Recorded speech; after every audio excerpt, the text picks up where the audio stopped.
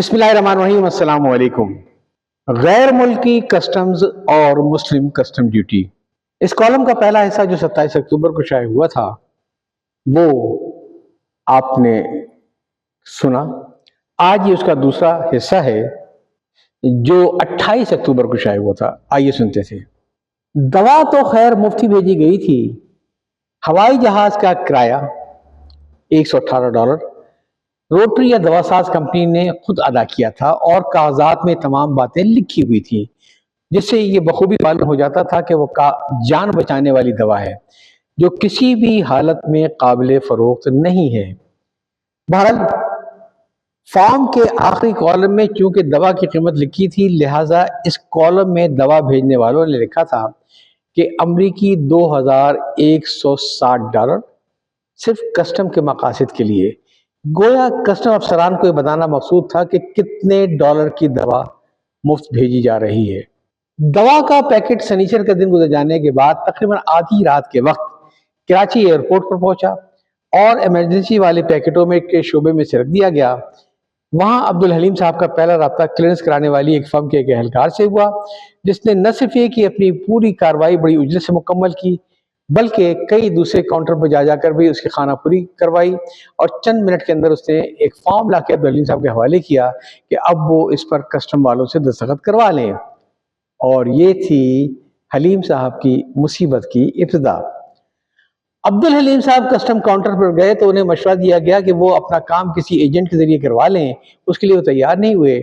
آخر متعلقہ اہلکار نے دنیا بھر کا حساب لگا کر ان سے $16,000 کسٹم ڈیوٹی طلب کی۔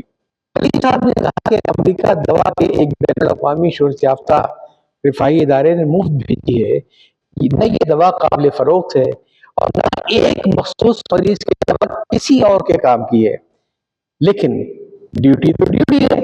اہلکار کا احتجاج جاری رہا۔ آخر حلیم صاحب نے کہا تو پھر میرے لیے دوا 16,000 کی پڑ گئی، جو میری حیثیت سے باہر ہے، لہٰذا میں اسے وصول کیے بغیر جا رہا ہوں۔ آپ لوگ اسے چاہے تو بھیجنے والے کو واپس کر دیں، چاہے تو ضائع کر دیں۔ تب متعلقہ اہلکار نے پیشکش کی کہ وہ اس تحریری وعدے پر پیکٹ لے جائیں کہ پیر کو آ کر وہ معاملے کا تصفیہ کروا دیں گے۔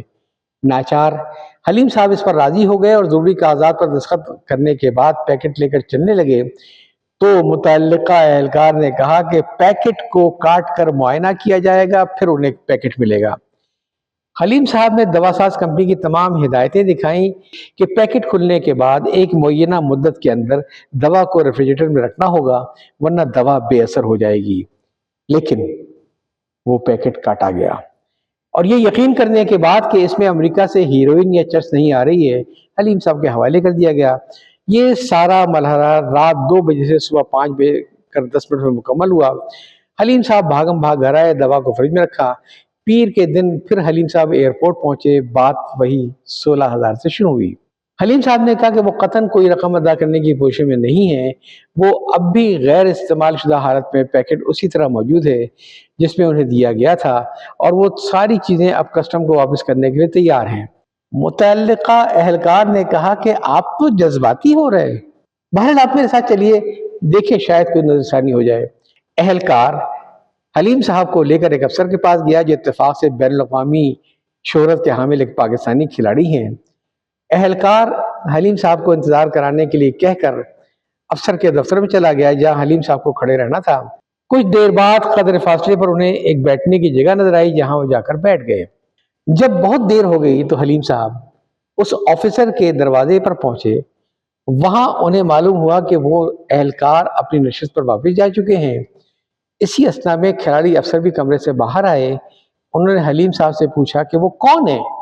حلیم صاحب نے اپنا سارا مسئلہ بتایا تو افسر نے کہا، میں نے آپ کے مسئلے پر ہمدردانہ غور کیا ہے اور ڈیوٹی 16,000 سے گھٹا کر 10,000 کر دی ہے۔ حلیم صاحب نے کہا کہ جناب میں تو اس پوزیشن میں نہیں ہوں کہ یہ 10,000 روپے بھی دے سکوں۔ تو افسر صاحب نے بڑی بے نیازی سے کہا، ایز یو وش، جو تم چاہو، اور یہ کہہ کر وہ رخصت ہو گئے۔ حلیم صاحب اہلکار کے پاس آئے، انہوں نے بھی 10,000 والی خوشخبری سنائی۔ حلیم صاحب جواب وہی تھا کہ آپ دوا واپس لے لیجئے۔ اب چند ایک اور حضرات جب وہاں موجود تھے، حلیم صاحب کو سمجھانے لگے، آخر ایک دوسرے اہلکار نے متعلقہ اہلکار سے بتایا کہ یہ جوڑ دو وہ گھٹا دو وغیرہ وغیرہ. اس طرح ڈیوٹی کی رقم 5,700 روپے ہو گئی. حلیم صاحب تو اب بھی تیار نہ تھے، لیکن وہاں موجود تمام لوگوں نے انہیں سمجھایا کہ اگر آپ دوا واپس کر دیں گے تو تقریباً 1.25 روپے کی اتنی قیمتی دوا آپ کو دوبارہ نہیں مل سکے گی اور بچی کا علاج نہیں ہو سکتا ہے. حلیم صاحب صبح سے کھڑے کھڑے تھک چکے تھے، ان کے اعصاب بھی جواب دیتے جا رہے تھے، لہٰذا وہ یہ رقم دینے پر راضی ہو گئے. اس وقت معلوم ہوا کہ کسی فارم کے 200 روپے اور دینے ہیں. غرض 6,000 روپے دے کر حلیم صاحب کی جان چھوٹی. اور یہ اس ملک کی کسٹم کا حال ہے جہاں ہر روز درجنوں کھیپیوں کے علاوہ سرکاری افسر، مختلف وفود کے ممبر اور مختلف کھلاڑی تقریباً ہر پرواز سے لدے پھندے اترتے ہیں، ہنستے مسکراتے باہر نکل جاتے ہیں. حلیم صاحب کی بچی کو جزائم کمپنی کا بھیجا ہوا انجیکشن لگانے کی ابتدائی تیاریاں مکمل کی جا رہی ہیں اور انشاءاللہ چند دنوں میں ڈاکٹر معین الدین اس علاج کی ابتدا کر دیں گے. قارئین کرام، آئیے آپ حلیم صاحب کی بیٹی کی صحت عاجلہ اور کاملہ کے لیے بارگاہ رب العزت میں دعا مانگیں. اور کسٹم والوں کا کیا کہنا، جب لاکھوں روپے کی غیر معمولی رقم پر معمولی تنخواہ پر انتہائی غیر معمولی صلاحیت کے افسران بھرتی کیے جائیں گے تو خرچ پورے کرنے کے لیے رقم کی ضرورت تو ہوگی. کیا حلیم صاحب روٹری والوں سے درخواست کریں کہ ہمارے ملک کے خصوصی حالات کے پیش نظر اگلی مرتبہ وہ کسٹم ڈیوٹی کے 6,000 یعنی 58 روپے فی ڈالر کے حساب سے 103 ڈالر بھی بھیج دیا کریں. ایک ضمنی بات اور، حلیم صاحب جنرل ضیاء الحق مرحوم اور محترمہ بینظیر بھٹو اور جناب نواز شریف سب کو اپنی بچیوں کے معاملے کا حوالہ دے کر ایک اصولی تجویز بھیجتے رہے ہیں. ان کے کسی خط کی رسید بھی نہیں آئی. ہم انشاءاللہ اگلے کسی کالم میں اس تجویز کو بیان کریں گے. کالم آپ نے سنا غیر ملکی کسٹمز اور مسلم کسٹم ڈیوٹی. یہ کالم 28 اکتوبر 1998 کو شائع ہوا تھا. یا چاہتا ہوں. اللہ حافظ.